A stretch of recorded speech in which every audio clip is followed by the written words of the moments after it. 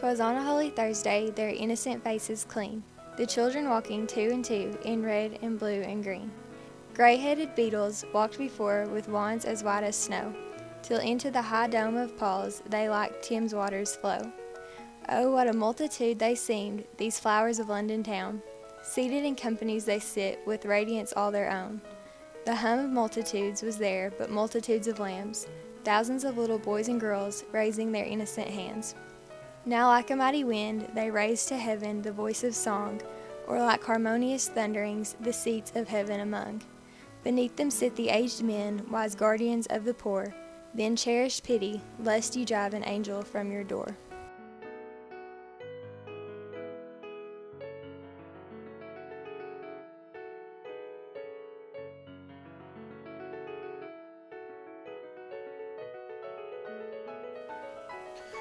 Our poem begins outside St. Pauls Cathedral. Given its reputation and stature, it's no wonder Blake used this religious beacon for the center of his poem. St. Paul's Cathedral is the largest cathedral in London. It was a symbol of the power of the church and was a prominent meeting place for the elite.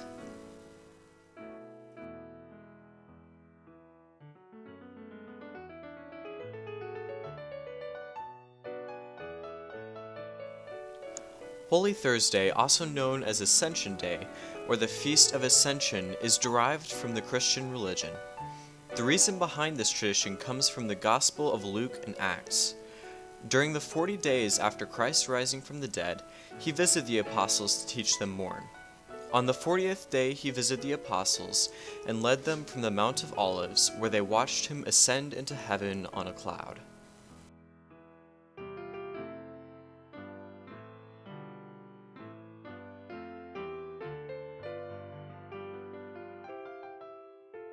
Blake chose to use children as the focal point of Holy Thursday to symbolize both the oppressed children and the unprivileged lower class. With this in mind, we can see that the intentions of the benefactors are less than pure. To an uneducated bystander, this may seem to be a simple ceremony, but those that look closely can see the control exhibited by the elite.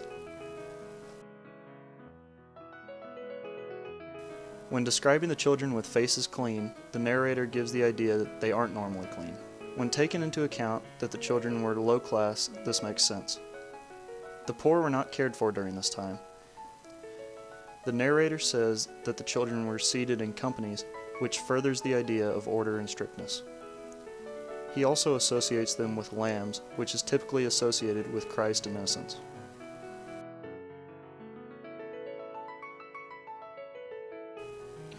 The contrast of the view of children from both Blake and society is a major theme in Holy Thursday. Where society sees a dirty street rat, Blake sees potential for growth and happiness.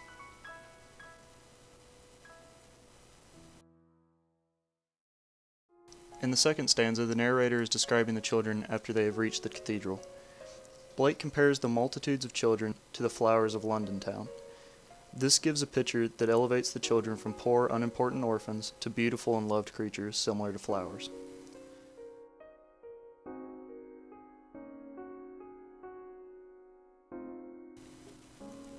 Holy Thursday features an iambic heptameter with an easy AA-BB rhyme scheme to accentuate its deceivingly simple nature.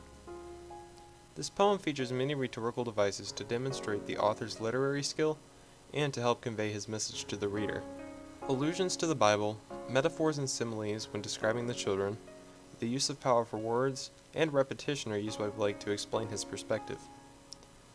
While the rhyme scheme is simple, every rhyme after the first verse is only a slant rhyme, perhaps to emphasize the imperfections among Blake's culture. The length of each line appears to be longer than those of Blake's other poems, which could symbolize the long lines of children being escorted to the cathedral. The uniform width of the lines and bland artwork contribute to the theme of classicism, while the small golden lines between each line of poetry contradict that theme and highlight the theme of division. This is Blake's only song with no vertical margin, with the text marching left to right, just like the children. There is a major theme of division and order supported by many aesthetic elements, such as the beetles in front of, but not among, the children. The separation of genders, colors, and sets of twos also supports a theme of division. The sets of slant rhymes could symbolize the pairs of children, with the perfect rhyme in the beginning sarcastically referencing the leading Beatles, and the flawed rhymes symbolizing the broken children. Holy Thursday contains assonance in the line, "The hum of multitudes was there, but multitudes of lambs." The repetition of the letter M helps to give the narrator a sense of magnificence when describing the choir of children singing, and provides the sound effect of a mighty wind raging throughout the room. This sound effect expresses the power of the children after they have come together, which contrasts the division and powerlessness of the children in the first stanza.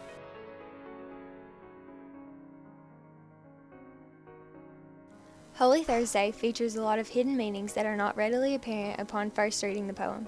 The poem has a very literal plot that is understood without researching the poem in depth.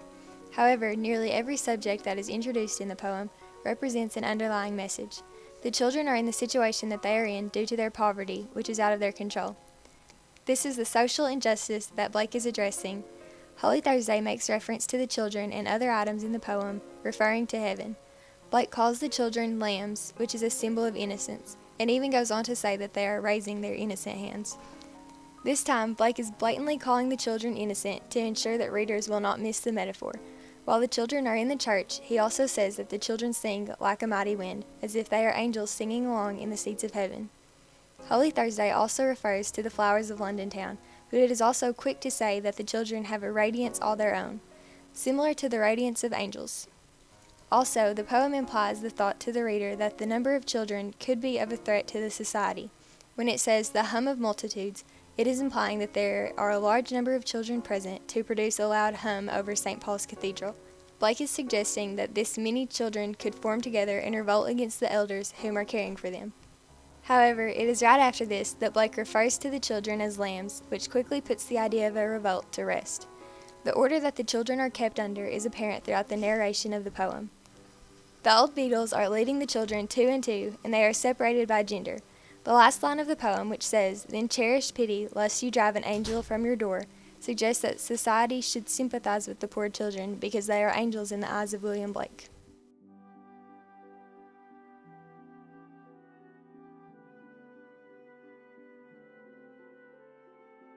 William Blake was born on November 28, 1757, in the Soho district of London, England. He only briefly attended school, being chiefly educated at home by his mother. The Bible had an early, profound influence on Blake, and it would remain a lifetime source of inspiration, coloring his life and works with intense spirituality. In 1804, Blake began to write and illustrate Jerusalem, his most ambitious work to date. He also began showing more work at exhibitions, but these works were met with silence, and one published review was absurdly negative. The reviewer called the exhibit a display of nonsense, unintelligence, and vanity, and referred to Blake as an unfortunate lunatic. Blake was devastated by the review and lack of attention to his works, and, subsequently, he withdrew more and more from any attempt at success. From 1809 to 1818, he engraved few plates. He also sank deeper into poverty, obscurity, and paranoia.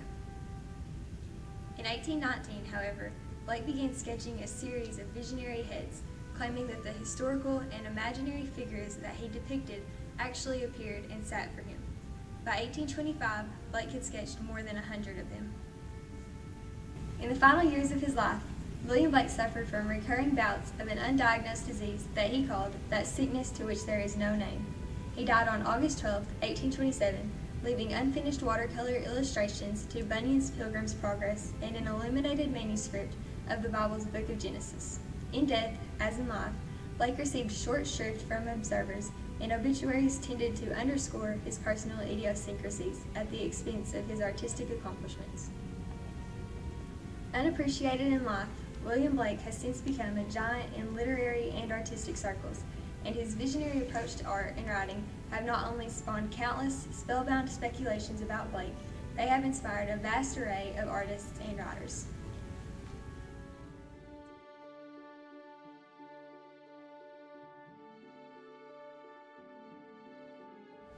In 1788, aged 31, Blake experimented with relief etching, a method he used to produce most of his books, paintings, pamphlets, and poems. This process is also referred to as illuminated printing. Illuminated printing involved writing the text of poems on copper plates with pens and brushes using an acid-resistant medium. Illustrations could appear alongside words in the manner of an earlier illuminated manuscript. He then etched the plates in acid to dissolve the untreated copper and leave the design standing in relief. This is a reversal of the usage of the method etching, where the lines of the design are exposed to acid and the plates printed by the intaglio method. Relief etching was intended as a means for producing his illuminated books more quickly than via intaglio. The pages printed from these plates were hand-colored and watercolored and stitched together to form a volume. Blake used illuminated printing for most of his well-known works, including Songs of Innocence and Experience, The Book of Thel, The Marriage of Heaven and Hell, and Jerusalem. Blake employed intaglio engraving into his own work, most notably for the illustrations of the Book of Job, completed just before his death. Most critical work has concentrated on Blake's relief etching as a technique because it is the most innovative aspect of his art.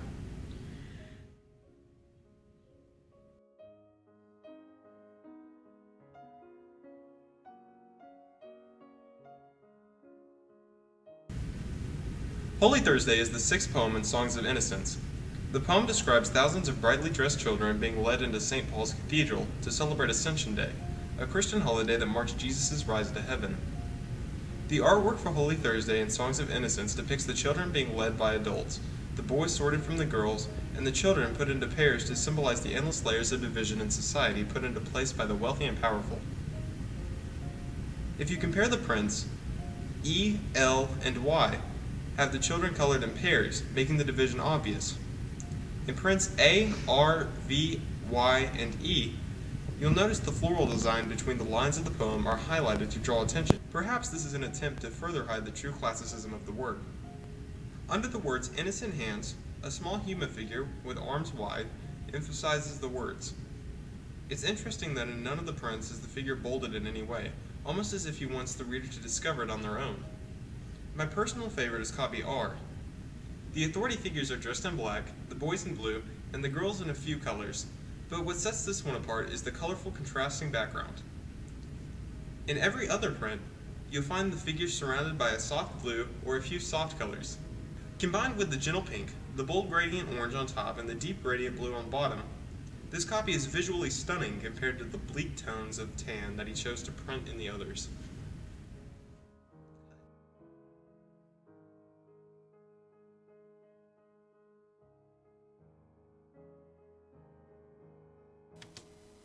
Upon researching terms from the poem, such as Beetle and Holy Thursday, we learn that the children would be going to a type of celebration. The first stanza of the poem left us cheery due to the bright colors and cheery disposition of the children's celebrations. The second stanza, by referring to the children as a multitude of flowers and lambs, revealed to us what a huge number of children were present and how precious they were. The second stanza also evokes a sense of holiness when describing the sound of the choir. In the final stanza of the poem, the children raise their voices in a thunderous harmony, which emphasizes the power of the children as they come together. The leader figures of the poem are depicted as sitting below them. However, the shift in power only lasted for the moment, and serves as a fleeting example of what's to come.